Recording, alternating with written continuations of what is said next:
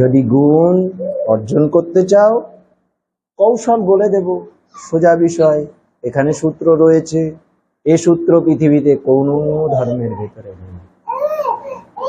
গুণ অর্জনের যে সূত্র, যে এইভাবে গুণ অর্জন করা যায় সহজভাবে। গুণ দেখো, যোগ দিয়ে কিন্তু তুমি অনেক সময় লাগবে একটা যোগ করতে, কিন্তু গুণ কিন্তু এরকম ফট করে হয়ে যায়, তাই না? এমনি যোগ বিয়োগ গুণ মানে অঙ্ক গুণ যে যোগ, তাহলে সেই যোগ করতে প্রচুর সময় লাগে না? ওটারে যদি গুণে নিয়ে আসো, সহজ না। তাহলে গুণ, যে গুণী ব্যক্তি, কিন্তু আত্মার উন্নতি হলে দেহেরও উন্নতি হয়ে যায়। আত্মার উন্নতি হলে দেহের উন্নতি হয়ে যায়।